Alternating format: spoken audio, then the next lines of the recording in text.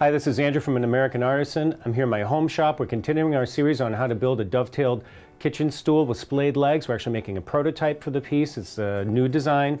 In the last video we went through and got our parts cut, and now we need to go through and lay out our dovetails, and I thought I'd take a moment to go through the dovetail layout process. I've already done this in a previous video on how to build a traditional dovetail box, and I've gone through and made step-by-step instructions that you can download on my website, AmericanArtisan.com, for free, no charge for that download.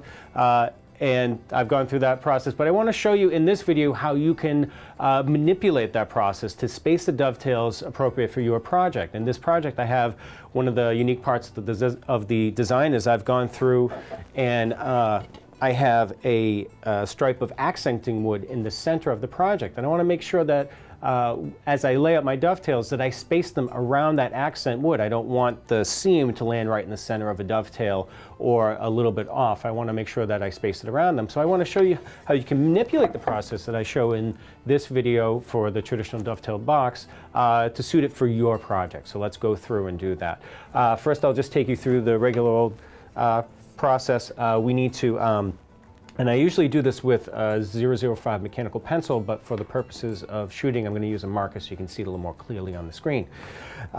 First, you need to determine the size of your chisel. You want to make sure that everything lays out around the chisel that you plan to use. You'd hate to lay them out and then have the chisel not fit in between.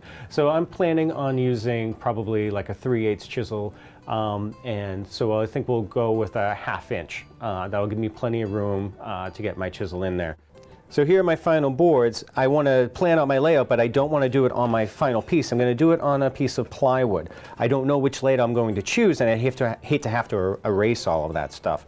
Now, this line here represents the line I would make with my marking gauge, and that is set to the thickness of the board plus about a 32nd. I want my dovetails to stick past, and then I'll trim them down afterwards with a paring chisel. I need to mark that out because the thickness of the board will change the length of the dovetail and change my layout. Usually I lay all this out with a 005 mechanical pencil. I find it's a nice true line. It keeps everything nice, but you just won't see it on the camera, so I'm going to use a fine marker, okay?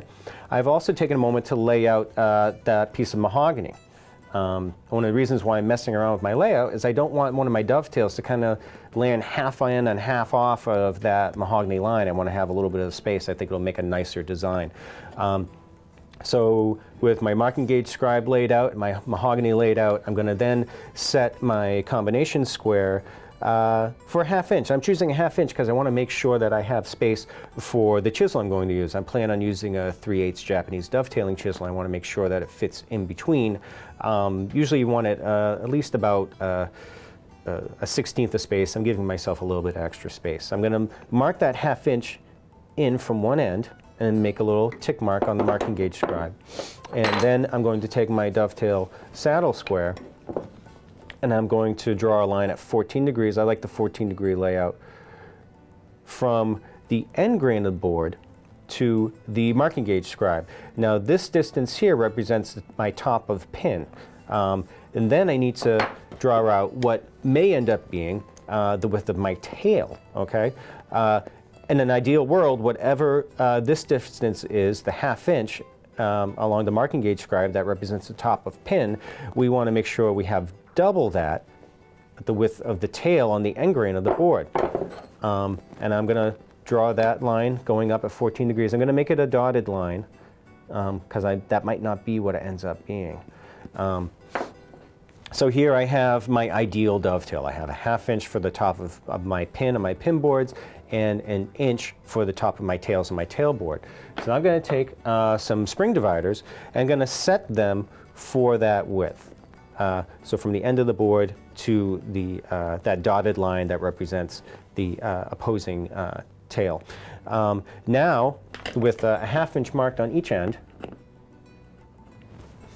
I'm going to take my spring dividers, I'm going to start on the end of this pin, and I'm going to walk them over along the marking gauge scribe until it reaches the end of the board. Now I might need to dial it in or dial it out to get it to work.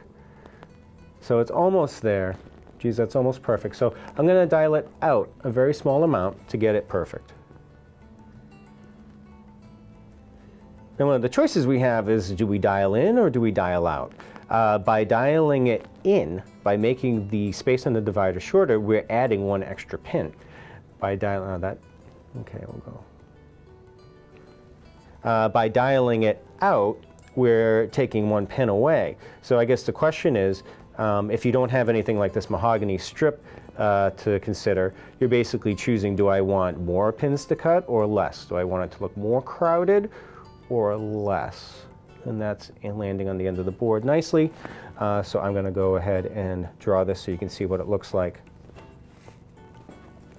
Now with these spring dividers, they have a nice sharp point. At home you can just push down to kind of make a puncture mark, but if I do that you won't see it on the camera, so I'm going to make a little mark with the marker. But again, I was talking about how by dialing it in you add a pin, and by dialing it out you take away a pin, and you know, you can decide whether or not you want a crowded sort of row of dovetails or a little more space. And that might be based on your personal preference, or you know, if you're doing a historic reproduction, it might be based on where that historic piece comes from. I know that the Goddard and Townsends of Newport, Rhode Island, they tended to crowd their dovetails. They really jammed them in there. But then you look a little bit further south of Philadelphia, a lot of those pieces had very sparsely spaced dovetails. It's something that a connoisseur will look for. It's something that varies regionally, and something you can play around with in your own designs. Oh,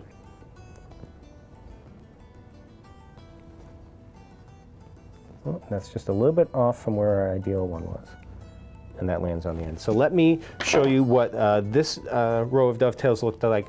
And again, we dialed the spring dividers out a small amount to get our layout. So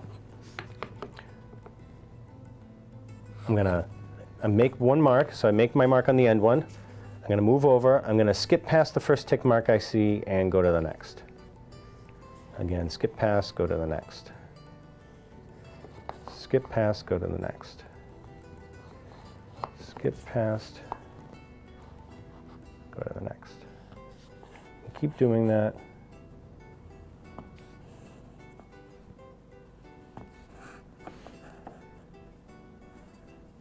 And now that I'm on this side, again, I'll skip past one, go to the next one. Skip past one, go to the next.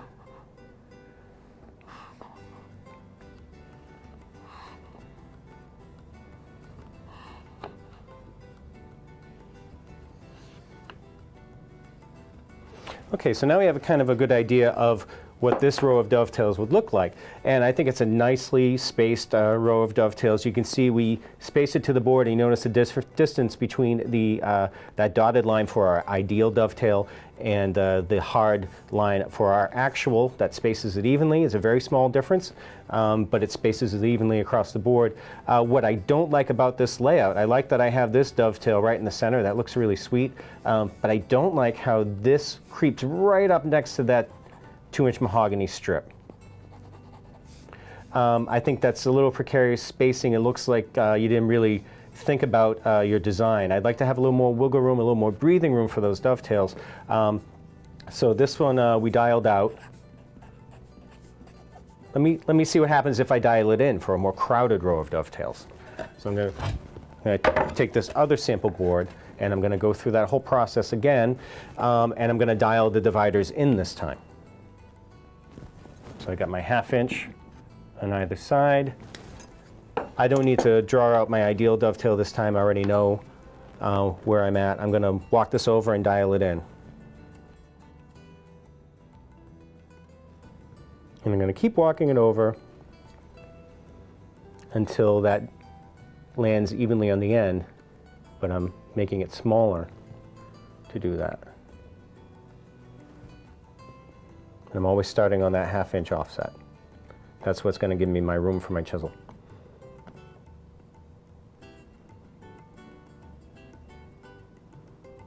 Almost there.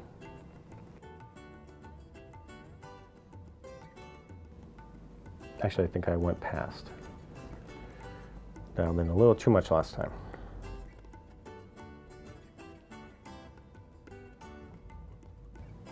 And there we go, evenly at the end of the board. So let's take a look at what this will look like.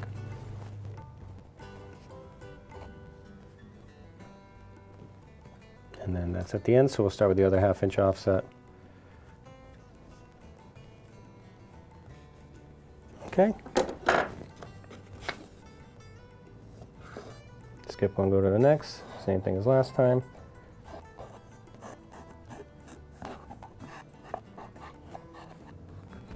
Okay, so that actually works out even worse. I don't like this at all, how I have my glue line going right through the center of a dovetail. But let's take a look at the difference here. So you can see the difference between dialing it in. We get a much more crowded row of dovetails, whereas here where we dialed it out, there's a little more breathing room. I think for this design, I'm going to make a little change from the traditional way of modifying our layout. I'm going to dial it out one more time. I'm going to end up with one less pin, and I think that's going to give me the wiggle room I need around this 2-inch strip of mahogany. So let's see what that looks like. All right, so here's our first dovetail layout where we dialed it out. I felt it was too crowded. I didn't like how that landed right on the line, so I kept dialing it out till I got this layout, and I really like this one. I have one pin centered on my 2-inch mahogany strip, and the others are spaced out evenly and give a little breathing room around that mahogany strip. So you can see how we can change that layout process to get the exact layout that's perfect for our project. So we have our dovetails laid out. I'm going to go ahead and transfer them onto my final project now that I know I have a dovetail layout that I like. Continue to watch the rest of the videos in this series. Subscribe to see more woodworking videos, and let us know what you thought about this video in the comments below.